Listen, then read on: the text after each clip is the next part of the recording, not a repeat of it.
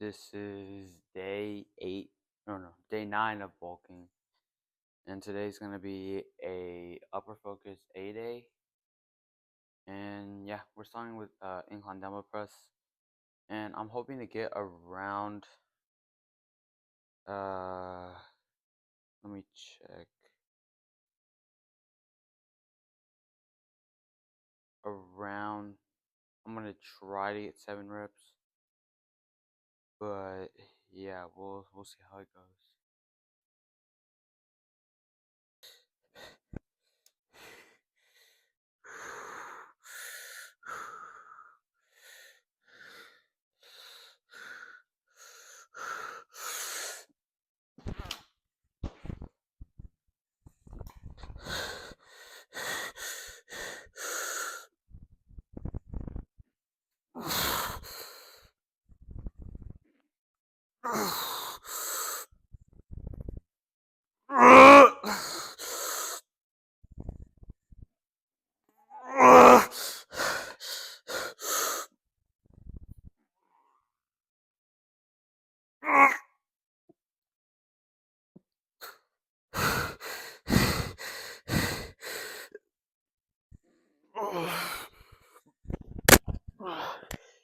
Yeah, no.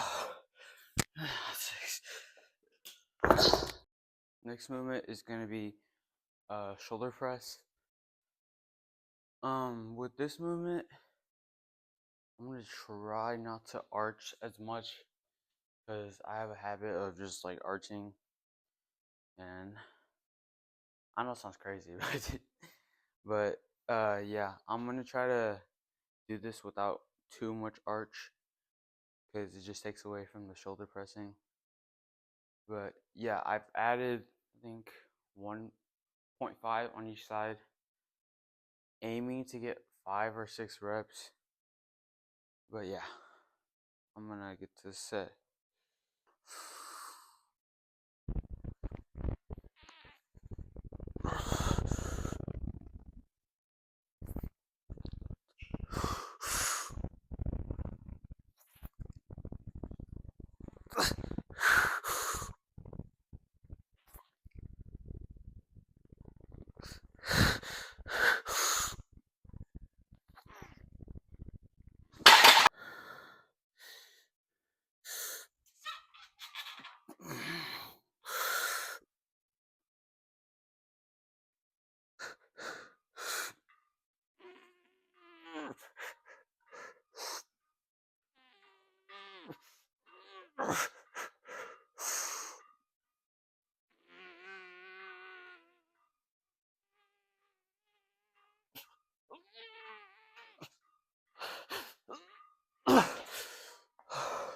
Four reps. Last one, kind of rough. But I'm still gonna count it. But yeah, was able to add 0.5 pounds without it making a major difference. Yeah. Next movement is gonna be a cable lateral raise, and I'm aiming for 6 reps this time. Cause last time I got 24, 5 reps on each side. So this time I'm gonna be aiming for, yeah, again, 6 reps. But in addition to a 0.25 weight, because with lateral raises you can't do massive weight jumps, because or actually I'm gonna do 0.5, and with this you can't really do massive weight jumps again because lateral raise is it hits such a small muscle group, so there's no point of doing giant weight jumps if you're just gonna sacrifice a bunch of your form for it. So yeah, aiming for 6 reps.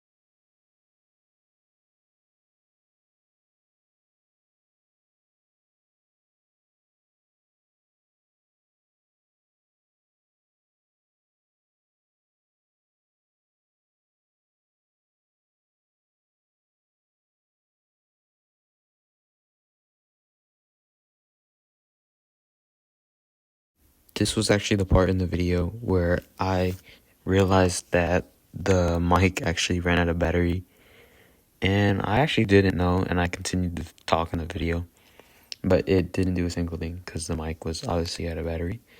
But in this clip, I'm doing weighted pull-ups, and I added 0.5 pounds so that I could still get another rep in, but the weight is low enough to where it doesn't actually affect my form. Well, at the end a little bit, but it's okay. And in the next clip, I'm doing a T-bar row, and with this movement I've controlled it really good. I got a really good stretch on it. And yeah, any T-bar row movement or just any upper back movement, try to stretch out your lats as much as possible because you're going to get the most activation out of it. And whenever you go back, you don't want to swing. Try to pull with your upper back or just engage it as much as possible. And swinging doesn't really do much because it just fatigues you more and engages other muscles in your body that you don't necessarily need. So there's no point of just doing it. So just do it with good form and execute it till not complete failure, but around 1 RIR or reps in reserve. In this clip, I'm doing single row because lower lats are one of the movements that I think feel really nice. And lower lats is just a lacking body part of mine. And this is a great movement. Just whenever you go forward, don't make the mistake of disengaging your lats. Because if you stretch out too far, because this is a lower lat movement, unlike the upper back where you have to stretch it out as much as possible, you want to go to a certain point and then you want to pull back and then you want to guide it like downwards and keep your elbows stuck the entire time so you can engage the lower lats instead of just activating your upper lats the entire time. And another thing is the reason why I have a developed upper back and not much of a lower back is because I would only do upper rows and nothing too focused on lower lats. So then over time, through around like 1.5 years of training, it just started to like overdevelop, or my upper back started to overdevelop, and I was just wondering why my lower lats couldn't catch up.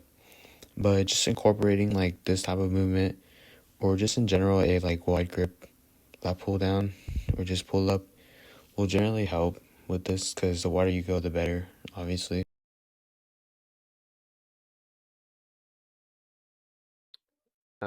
With the single arm bicep curl, you want to try to control it as best as possible.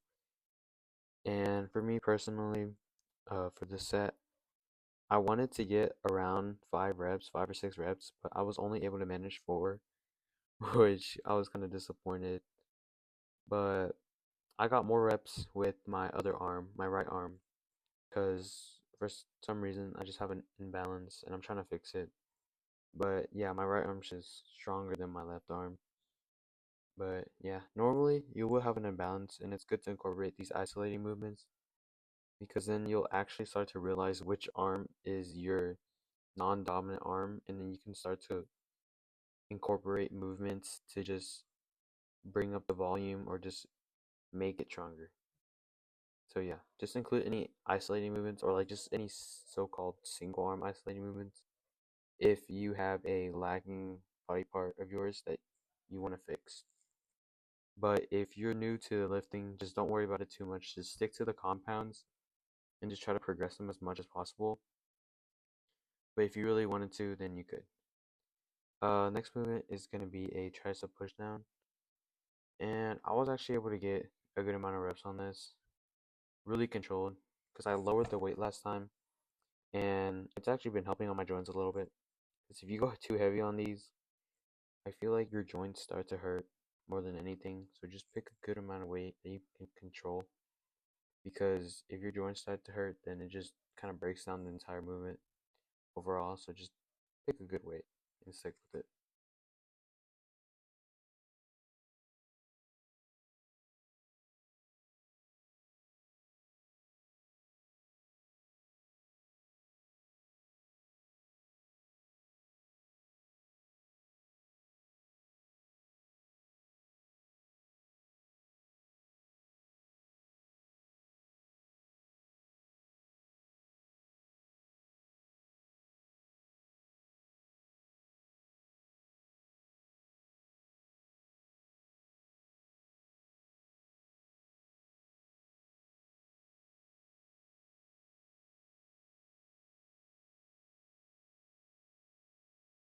For the rear delt, like reverse thing, I kinda added, I think, a good amount of weight. But yeah, with this movement, you really want to control it. But to be honest, you don't have to work rear delts that much because they get involved in most of your back movements. And then here is where we got into the lower portion of the upper body. Oh, no, not the upper body, the lower body. And then I started off with seated hamstring curls.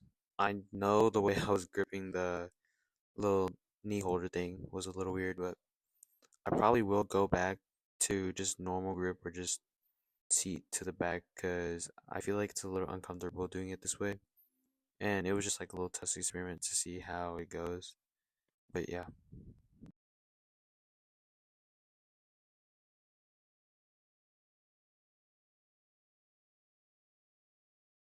And this was me doing a set of hack squats.